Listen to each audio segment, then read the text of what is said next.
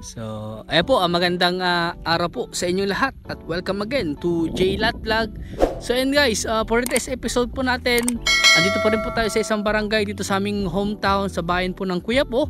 At meron po kami papakita po sa inyo na property po dito. Ito naman po ay meron pong sukat na 1.1 hectare.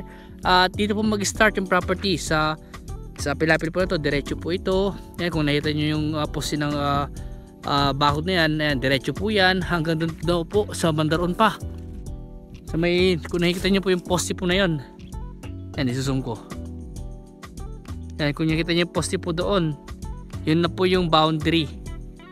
Ayan, ang estimate kong haba po niya siguro na sa mga kulang-kulang 300 meters po siguro. Tsaka dito po sa ano po, itong property po ay nakaunan po ng barangay road, rough road nga lang po, pero ilang metro lang po ang layo po niya sa barangay cemented road. At meron na pong power line, source of water dito, deep well, meron na nga rin pong straight light, solar po. At ang entrada po ng properties, estimate ko na sa mga 70 rin siguro to, o 70 meters more or less. Ayan. At maluwang po yung entrada po niya, 1.1 hectare.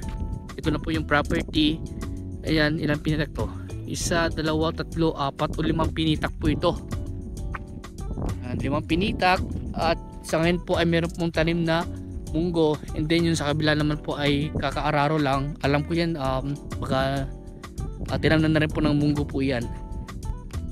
So ayun po, pagpapatuloy ko lang dahil medyo nag high temperature na naman po yung hangin po, medyo mainit kasi yung panahon at medyo mahangin din naman. So ito nga po, itong property na ito ay meron pong presyo na 2.1 million. At ito nga po ay titled property po ito, agrarian title pa rin titulo nito ayon po sa source po namin. At ito nga po ay extrajudicial na po ito, at willing naman daw po yung mga heirs na pipirma kung sakaling may makabili itong property na ito na binibenta. Ayan, so ito nga po, hanggang dito po yung boundary sa part na ito. Dito daw po, ito na itong pinapil na ito, mga 60 to 70 meters ang tansya ko 61 to 70, mga ganon. So hanggang dito po yung boundary. Ayan, ito na po yung kanyang east part, dito na po kanyang north part, ito naman po kanyang south, at dito yung kanyang west part naman po. Kung nakita niyo po dito sa bandang northwest, meron pong ito po yung bundok ng Balungaw o Mount Balungaw na tinatawag. At kitang-kita naman po dito yung bundok po ng Bulaylay. At kitang-kita rin po dito yung bundok ng Bangkay o Mount Bangkay na tinatawag. At kitang-kita rin po dito yung bundukin po ng Caraballo sa part po na ito. Ayan. So itong property po na ito, ulitin ko po, meron po sukat na 1.1 hectare. At ang presyo po ng property ay 2.1 million. At ito nga po ay, ang layo po niya sa town proper, estimate ko siguro mga nasa mga 13 kilometers po siguro pag dito ka dadaan. Kasi dito sa part na yan, sementado na.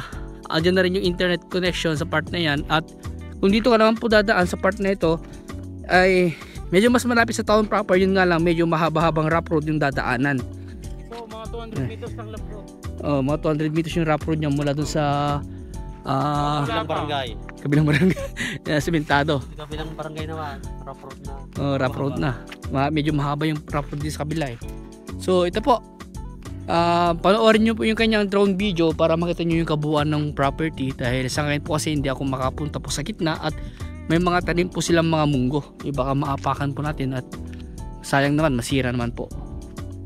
Ayan, so buti na lang may drone po na tagahatid, pero try ko pa rin puntahan yung sa gitna. Dito tayo sa may pilapil na lang. Ayan, kung saan ako makakaabot. Ayan po, ito po, maganda po siya sa farming.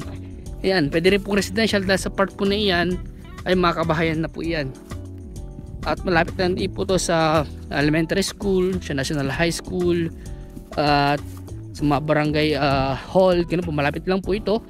At mabait lang po yung mga tao dito dahil katabing barangay lang na po namin dito. At parati kami dumadaan dito sa lugar na ito pag kami po ay nagli-listing po ng mga property. Ayan, so hanggang doon pa po yan sa part po doon. pag ganun po siya. Bali ang style niya po ay rectangle po siya na medyo patusok doon sa pandaroon. Ayan. Ayan po. Kung sakaling may ibang katanungan po kayo regarding po sa property na ito na ibinebenta po nila, tawagan nyo na lang po ako. At yun nga po, kung gusto nyo puntahan po itong property na ito, mag-schedule po kayo para masamahan po namin kayo. At para may pakita na rin po sa inyo yung mga dokumento kung sakaling gusto nyo tignan. At kung gusto nyo pa i-negotiate yung price na 2.1 million, ay kausapin natin po yung seller po dito, yung mga nagbebenta po.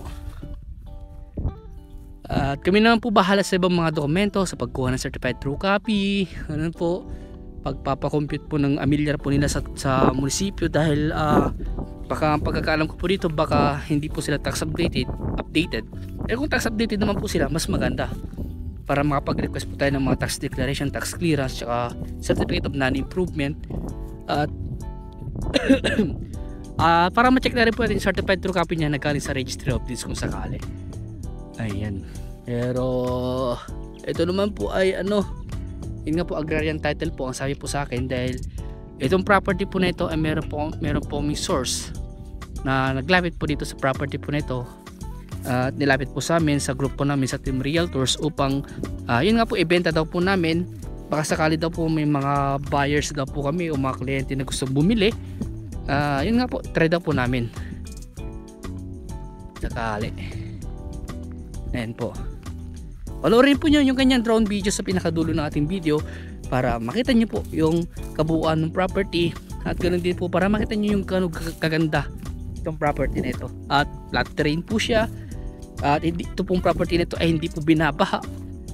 At kung ito po ay binaha, di ko lang po alam, baka sa Maynila baka lubog na po. Ayan. So yan, kung sakaling may ibang katanungan po kayo, tawag na lang po kayo sa akin.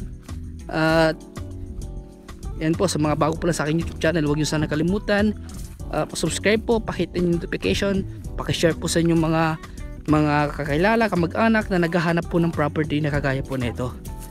Ayan, maraming salamat po sa patuloy niyo pagsuporta, at hanggang dito po muna, at maraming salamat po sa inyo lahat, at God bless po.